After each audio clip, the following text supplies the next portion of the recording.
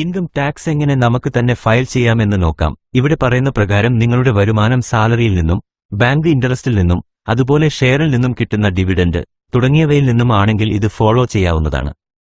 Income tax file ചെയ്യാൻ income tax ഈ portal എന്ന വെബ്സൈറ്റ് ഓപ്പൺ ചെയ്യുക. ലിങ്ക് ഡിസ്ക്രിപ്ഷനിൽ കൊടുത്തിട്ടുണ്ട്.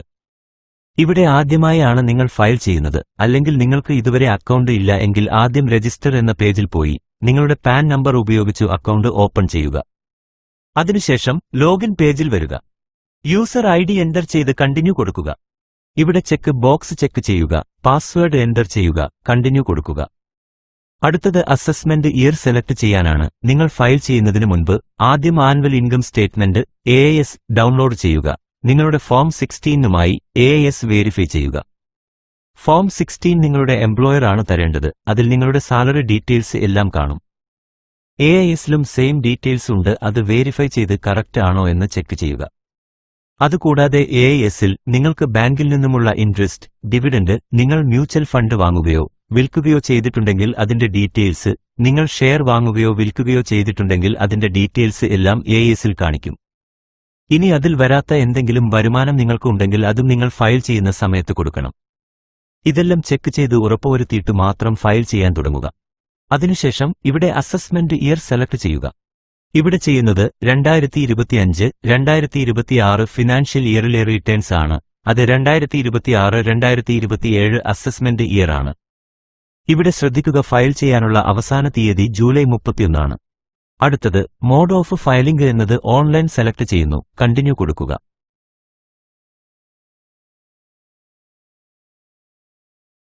അടുത്ത പേജിൽ ഇൻഡിവിജ്വൽ സെലക്ട് ചെയ്ത് പ്രൊസീഡ് കൊടുക്കുക. അടുത്തത് ITR ഫോം സെലക്ട് ചെയ്യാനാണ്. ഇവിടെ ഞാൻ ഇപ്പോൾ ഫയൽ ചെയ്യുന്നത് ITR 2 ആണ്. നിങ്ങൾക്ക് സാലറി ഇൻകം മാത്രമേ ഉള്ളൂ എങ്കിൽ ITR 1 സെലക്ട് ചെയ്താൽ മതി. ഫോം വളരെ സിമ്പിൾ ആണ്. അതിൽ ക്യാപിറ്റൽ ഗെയിൻ ടാക്സ് അപ്ലിക്കബിൾ ആണെങ്കിൽ നിങ്ങൾ ITR 2 തന്നെ സെലക്ട് ചെയ്യുക. ഇവിടെ OK കൊടുക്കുന്നു. ഇവിടെ സ്റ്റാർട്ട് ക്ലിക്ക് ചെയ്യുന്നു. ഇവിടെ ആദ്യത്തെ ഓപ്ഷൻ സെലക്ട് ചെയ്യുന്നു. നിങ്ങൾ ഫയൽ ചെയ്യുന്നത് നിങ്ങളുടെ ഇൻകം ബേസിക് എക്സംഷന് മുകളിൽ ആയതുകൊണ്ട് എന്നാണ്.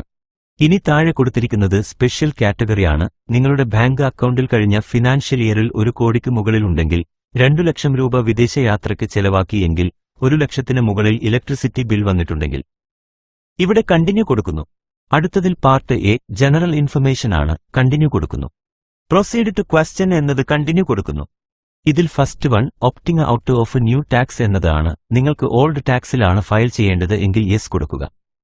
ഇവിടെ ഒരു കാര്യം ശ്രദ്ധിക്കുക, ന്യൂ ടാക്സ് റെജിമാണേൽ 1 ലക്ഷം വരെ മന്ത്ലി സാലറി ഉള്ളവർക്ക് ടാക്സ് അടയ്ക്കേണ്ടി വരില്ല. ഇവിടെ കണ്ടിന്യൂ കൊടുക്കുന്നു. അടുത്തത് സാലറി എക്സംഷൻ ആണ്. ആദ്യത്തേത് അലവൻസ് എക്സംഷൻ, അത് നോ കൊടുക്കുന്നു.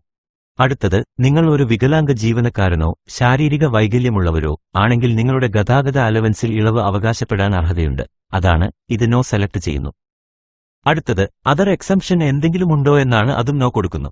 ഇവിടെ കണ്ടിന്യൂ കൊടുക്കുന്നു. അടുത്തത് ഡിഡക്ഷൻ ആണ്. ATCCD ആൻഡ് ATCCH ആണ്. ഇതും നോ ആണ്. കണ്ടിന്യൂ കൊടുക്കുന്നു.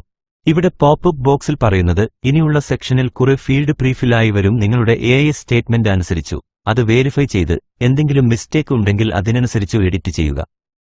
OK കൊടുക്കുന്നു. ഇവിടെ ഓരോ സെക്ഷനായി ഫിൽ ചെയ്തു പോകാം. ആദ്യം പേഴ്സണൽ ഇൻഫർമേഷൻ ആണ്. ഇവിടെ ഓപ്പൺ ചെയ്യുമ്പോൾ കാണാം എല്ലാം ഫീൽഡും ഫില്ലായി വന്നിട്ടുണ്ട്. ചെക്ക് ചെയ്യുക. ഇവിടെ personal information and contact correct ആണ്. അടുത്തത് ഫയലിംഗ് സ്റ്റാറ്റസ്, അത് ഓപ്പൺ ചെയ്യുന്നു. റെസിഡൻഷ്യൽ സ്റ്റാറ്റസ് എന്നത് റെസിഡന്റ് സെലക്ട് ചെയ്യുന്നു. കണ്ടീഷൻ ഫോർ റെസിഡൻഷ്യൽ സ്റ്റാറ്റസ് എന്നത് 182 ഡേയ്സ് ഓർ മോർ എന്നത് സെലക്ട് ചെയ്യുന്നു. അടുത്തത് ക്ലെയിം ബെനിഫിറ്റ്സ് ഉണ്ടോ എന്നതാണ്. രണ്ടും അപ്ലിക്കബിൾ അല്ല. നോ കൊടുക്കുന്നു. Whether you are an FPI എന്നത് നോ സെലക്ട് ചെയ്യുന്നു. വിദേശ പോർട്ട്ഫോളിയോ നിക്ഷേപമുണ്ടെങ്കിൽ യെസ് കൊടുക്കുക. അടുത്തത് റെപ്രസെന്റേറ്റീവ് SSE എന്നതുകൊണ്ട് മറ്റൊരാൾക്ക് വേണ്ടിയാണോ ഫയൽ ചെയ്യുന്നത് എന്നാണ്. നോ കൊടുക്കുന്നു. അടുത്തത് നിങ്ങൾ ഒരു കമ്പനി ഡയറക്ടറായി കഴിഞ്ഞ സാമ്പത്തിക വർഷം ഇരുന്നിട്ടുണ്ടോ എന്നാണ്. അതും നോ. അടുത്തത് നിങ്ങളുടെ കൈവശം ലിസ്റ്റ് ചെയ്യാത്ത കമ്പനിയുടെ ഷെയർ ഉണ്ടോ എന്നാണ്. ഉണ്ടെങ്കിൽ അത് യെസ് കൊടുക്കുക. എനിക്കുള്ളതുകൊണ്ട് ഞാൻ യെസ് ആണ് കൊടുക്കുന്നത്. നിങ്ങൾക്ക് നോ ആണേൽ അത് സെലക്ട് ചെയ്യുക. യെസ് ആണേൽ അതിന്റെ ഡീറ്റെയിൽസ് കൃത്യമായി കൊടുക്കുക. അടുത്തത് ബാങ്ക് അക്കൗണ്ട് ഡീറ്റെയിൽ ആണ്. നിങ്ങൾക്കുള്ള എല്ലാ ബാങ്ക് അക്കൗണ്ടും ഇവിടെ കൊടുക്കണം, ഏതെങ്കിലും ഗവൺമെന്റ് അക്കൗണ്ട് ഒഴിച്ച്. ഏതെങ്കിലും ഒരു ബാങ്ക് അക്കൗണ്ട് എങ്കിലും നോമിനേറ്റഡ് ഫോർ റീഫണ്ട് എന്നത് ആക്റ്റീവ് ആക്കി കൊടുക്കണം. അതിലേക്കാണ് നിങ്ങൾക്ക് എന്തെങ്കിലും റീഫണ്ട് വരുവാണെങ്കിൽ ക്രെഡിറ്റ് ആകുന്നത്. അടുത്തത് സാലറി. ഇവിടെ AIS അനുസരിച്ചു ഫിൽ ആയി വന്നിട്ടുണ്ട്, അത് ചെക്ക് ചെയ്യുക. ഇല്ലെങ്കിൽ നിങ്ങളുടെ ഫോം 16 നോക്കി ഓരോ ഫീൽഡും ഫിൽ ചെയ്യുക. അടുത്തത് ഹൗസ് പ്രോപ്പർട്ടിയാണ്. വീടിന്റെ സ്വത്തിൽ നിന്നുള്ള വരുമാനമാണ് ഇത്. കെട്ടിടങ്ങൾ, ഭൂമി അല്ലെങ്കിൽ വാണിജ്യ സ്വത്തുക്കൾ എന്നിവ വാടകയ്ക്ക് നൽകുന്നതിലൂടെ ലഭിക്കുന്ന വരുമാനവും നിങ്ങളുടെ ഉടമസ്ഥതയിലുള്ള സ്വത്തുക്കളിൽ നിന്നുള്ള വരുമാനവും ഇതിലുൾപ്പെടുന്നു. ഇവിടെ 0 ആയതുകൊണ്ട് അത് കൊടുത്തു. കൺഫേം കൊടുക്കുന്നു. അടുത്തത് അതർ സോഴ്സ് ഓഫ് ഇൻകം ആണ്. ഇത് പ്രധാനമായും income from bank interest, dividend income തുടങ്ങിയവയാണ്. ഇതും AIS അനുസരിച്ച് ഫിലായി വന്നിട്ടുണ്ട്, അതിൽ ഇല്ലാത്തതുണ്ടെങ്കിൽ ആഡ് ചെയ്യുക. കൺഫേം കൊടുക്കുന്നു. അടുത്തത് CYLA. ഇത് കറന്റ് ഇയർ ലോസ് അഡ്ജസ്റ്റ്മെന്റ് എന്നാണ് അർത്ഥമാക്കുന്നത്. ഇവിടെ പറയുന്ന കുറെ ഹെഡുകളിൽ നിന്നുള്ള നഷ്ടങ്ങൾ ഓഫ്സെറ്റ് ചെയ്യുന്നതിനെ പറ്റിയാണ്. ഇവിടെ ഒന്നും ആപ്ലിക്കബിൾ അല്ലാത്തതിനാൽ ഇവിടെ അഡീഷണലായി ഒന്നും എൻ്റർ ചെയ്യുന്നില്ല. കൺഫേം കൊടുക്കുന്നു. അടുത്തത് BFLA. ഇത് ബ്രോഡ് ഫോർവേഡ് ലോസ് അഡ്ജസ്റ്റ്മെന്റ് എന്നാണ് അർത്ഥമാക്കുന്നത്. മുൻവർഷങ്ങളിൽ ഉണ്ടായതും എന്നാൽ നികുതിയിളവിനായി നിലവിൽ ഉപയോഗിക്കാൻ സാധിക്കാതെ വരികയും ചെയ്ത നഷ്ടങ്ങൾ ഈ വർഷത്തെ ലാഭത്തിൽ നിന്നും കുറവ് ചെയ്ത് ക്രമീകരിക്കുന്ന രീതിയാണ്. ഇതിൽ ശ്രദ്ധിക്കേണ്ടത്, കഴിഞ്ഞ വർഷങ്ങളിൽ കൃത്യസമയത്ത് ഡ്യൂ ഡേറ്റിന് മുൻപ് ആദായനികുതി റിട്ടേൺ ഫയൽ ചെയ്ത് കാണിച്ച നഷ്ടങ്ങൾ മാത്രമേ ഇങ്ങനെ ക്യാരി ഫോർവേഡ് ചെയ്യാൻ സാധിക്കുകയുള്ളൂ. മുൻവർഷങ്ങളിലെ നഷ്ടങ്ങൾ ഈ വർഷത്തെ അതേ വിഭാഗത്തിൽപ്പെട്ട വരുമാനവുമായി മാത്രമേ സാധാരണയായി കുറയ്ക്കാൻ സാധിക്കൂ. ഉദാഹരണത്തിന് ഹൗസ് പ്രോപ്പർട്ടി നഷ്ടം, ഇത് തുടർന്നുള്ള 8 വർഷത്തേക്ക് മുൻപോട്ട് കൊണ്ടുപോകാം. ഈ വർഷത്തെ ഹൗസ് പ്രോപ്പർട്ടി വരുമാനത്തിൽ നിന്ന് മാത്രമേ ഇത് കുറയ്ക്കാൻ സാധിക്കൂ. ക്യാപിറ്റൽ ഗെയിൻ നഷ്ടം തുടർന്നുള്ള 8 വർഷത്തേക്ക് മുൻപോട്ട് കൊണ്ടുപോകാം. ഷോർട്ട് ടേം നഷ്ടങ്ങൾ ഷോർട്ട് ടേം അല്ലെങ്കിൽ ലോങ് ടേം ലാഭവുമായി കുറയ്ക്കാം. ലോങ് ടേം നഷ്ടങ്ങൾ ലോങ് ടേം ലാഭവുമായി മാത്രമേ കുറയ്ക്കാൻ സാധിക്കൂ. ഷെഡ്യൂൾ BFLA എന്ന ഭാഗത്താണ് ഇത് രേഖപ്പെടുത്തുന്നത്. ഇതിനുശേഷം ബാക്കി വരുന്ന നഷ്ടങ്ങൾ അടുത്ത വർഷങ്ങളിലേക്ക് മാറ്റാൻ schedule CFL carry forward loss എന്നത് ഉപയോഗിക്കുന്നു. ഇവിടെയും അഡീഷണലായി ഒന്നും തന്നെ ഇല്ലാത്തതിനാൽ കൺഫേം കൊടുക്കുന്നു. അടുത്തത് ഷെഡ്യൂൾ CFL ആണ്. ഇവിടെ കറന്റ് ഇയർ അഡ്ജസ്റ്റ്മെന്റുകൾക്ക് CYLA, BFLAയും അതിനുശേഷമുള്ള ബാക്കിയുള്ള നഷ്ടങ്ങൾ ഭാവിയിലെ ലാഭത്തിൽ നിന്ന് കുറയ്ക്കുന്നതിനായി അടുത്ത വർഷങ്ങളിലേക്ക് മാറ്റിവെക്കുന്ന വിവരങ്ങൾ രേഖപ്പെടുത്തുന്ന ഭാഗമാണ്. ഇവിടെ 2022 ഒരു എമൗണ്ട് ഉണ്ട്. ക്യാപിറ്റൽ ഗെയിൻ നഷ്ടമാണ്, അത് അടുത്ത വർഷത്തേക്ക് മാറ്റുന്നു. അടുത്തത് ഷെഡ്യൂൾ SI. ഇത് സാധാരണ സ്ലാബ് നിരക്കുകൾക്ക് പകരം പ്രത്യേക നികുതി നിരക്കുകൾ ഈടാക്കുന്ന വരുമാനങ്ങൾ രേഖപ്പെടുത്തുന്ന ഭാഗമാണ്. പ്രധാനമായും ലോങ് ടേം ക്യാപിറ്റൽ ഗെയിൻസ് 12.5% നികുതിയാണ്. ഷോർട്ട് ടേം ക്യാപിറ്റൽ ഗെയിൻസ് 20% നികുതിയാണ്. ലോട്ടറി, ബെറ്റിംഗ്, ചൂതാട്ടം വഴിയുള്ള വരുമാനങ്ങൾക്ക് 30% നികുതിയാണ്. ക്രിപ്റ്റോകറൻസി, NFT എന്നിവയിൽ നിന്നുള്ള ലാഭത്തിന്മേൽ 30% നികുതിയാണ്. ഇവിടെ ശ്രദ്ധിക്കുക, നിങ്ങൾ ഷെഡ്യൂൾ SI നേരിട്ട് പൂരിപ്പിക്കേണ്ടതില്ല. നിങ്ങൾ ഷെഡ്യൂൾ CG ക്യാപിറ്റൽ ഗെയിൻസും അല്ലെങ്കിൽ schedule OS income from other സോഴ്സസും ഉള്ള ഭാഗങ്ങളിൽ വരുമാന വിവരങ്ങൾ കൃത്യമായി രേഖപ്പെടുത്തുമ്പോൾ പ്രത്യേക നികുതി നിരക്കുള്ള വരുമാനങ്ങൾ ഈ ഷെഡ്യൂളിലേക്ക് ഓട്ടോമാറ്റിക് ആയി വന്നു ചേരുന്നതാണ്. അടുത്തത് ഷെഡ്യൂൾ 6A. ഇത് ആദായനികുതി നിയമത്തിലെ ചാപ്റ്റർ 6A പ്രകാരം നിങ്ങൾക്ക് ലഭിക്കുന്ന വിവിധ നികുതി ഇളവുകൾ രേഖപ്പെടുത്തുന്ന ഭാഗമാണ്.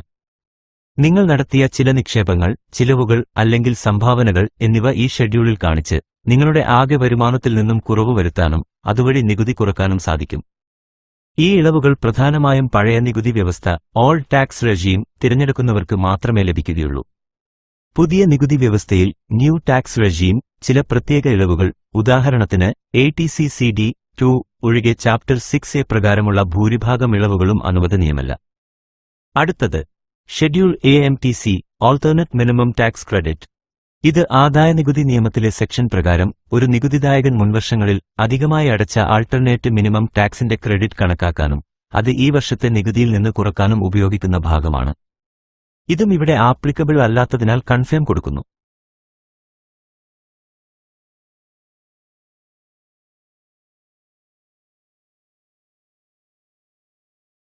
അടുത്തത് കോമ്പ്യൂട്ടേഷൻ ഓഫ് ടോട്ടൽ ഇൻകം ആണ്.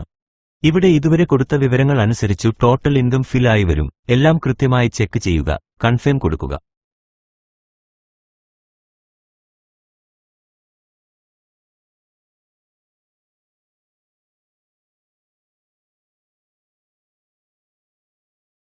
അടുത്തത് ടാക്സ് പെയ്ഡ് ആണ്.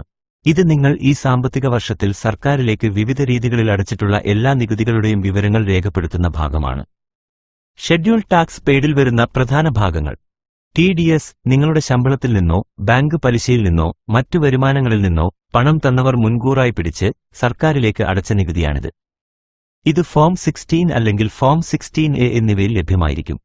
TCS tax collected at source എന്നത് ചില പ്രത്യേക സാധനങ്ങളോ സേവനങ്ങളോ വാങ്ങുമ്പോൾ നിങ്ങളിൽ നിന്നും ശേഖരിച്ച് അടയ്ക്കുന്ന നികുതിയാണിത്.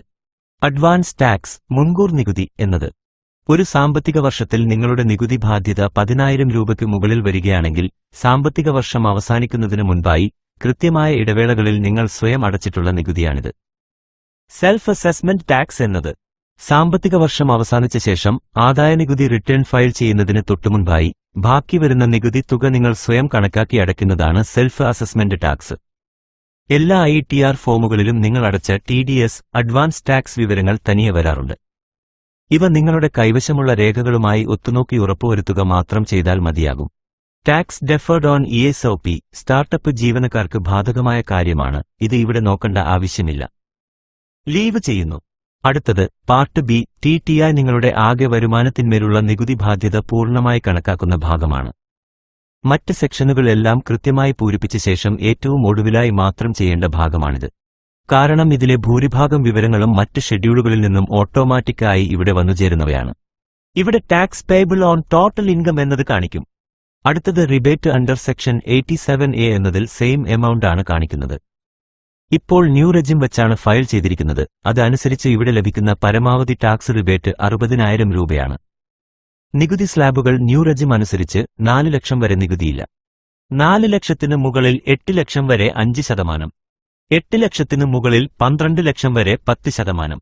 അതായത് 12 ലക്ഷം വരെ കണക്കാക്കുമ്പോൾ വരുന്ന ആകെ ടാക്സ് ആയ 60,000 രൂപ മുഴുവനായും റിബേറ്റ് വഴി കുറഞ്ഞു കിട്ടുന്നു. എല്ലാം ചെക്ക് ചെയ്തതിനു ശേഷം കൺഫേം കൊടുക്കുന്നു. എല്ലാ സെക്ഷൻസും ഇപ്പോൾ ഫിൽ ആയിട്ടുണ്ട്. ഇനി പ്രൊസീഡ് ടു വെരിഫിക്കേഷൻ കൊടുക്കുക.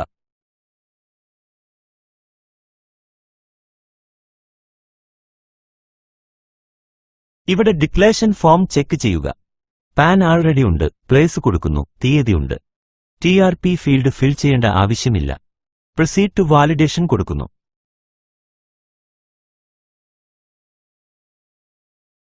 വാലിഡേഷൻ സക്സസ്ഫുൾ ആയി. അടുത്തത് പ്രിവ്യൂ ക്ലിക്ക് ചെയ്യുക. ഇതിൽ ഫയൽ ചെയ്ത ഡീറ്റെയിൽസ് എല്ലാം കാണിക്കും. വെരിഫൈ ചെയ്യുക. അതിനുശേഷം പ്രൊസീഡ് ടു വാലിഡേഷൻ കൊടുക്കുക.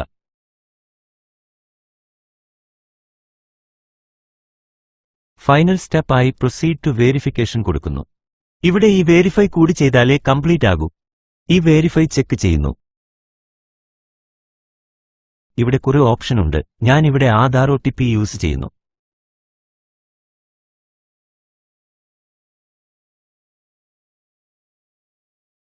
OTP എന്റർ ചെയ്ത് സബ്മിറ്റ് കൊടുക്കുന്നു. Submitted successfully. പ്രൊസീഡ്. ഇവിടെ റിസീറ്റ് ഡൗൺലോഡ് ചെയ്യാം.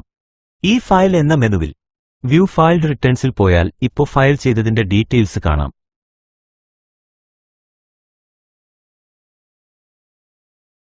നിങ്ങൾക്ക് 60,000 രൂപയ്ക്ക് മുകളിൽ ടോട്ടൽ ടാക്സ് കാണിക്കുന്നുണ്ടെങ്കിൽ റിബേറ്റ് എമൗണ്ട് കഴിഞ്ഞു വരുന്നത് നിങ്ങൾ പേ ചെയ്യണം. ഇതുപോലെയുള്ള ഇൻഫോർമേറ്റീവ് ആയ വീഡിയോകൾക്കായി ഞങ്ങളുടെ ചാനൽ ഇപ്പോൾ തന്നെ സബ്സ്ക്രൈബ് ചെയ്യൂ. വീഡിയോ ഇഷ്ടമായാൽ ലൈക്ക് ചെയ്യാനും ഷെയർ ചെയ്യാനും മറക്കല്ലേ.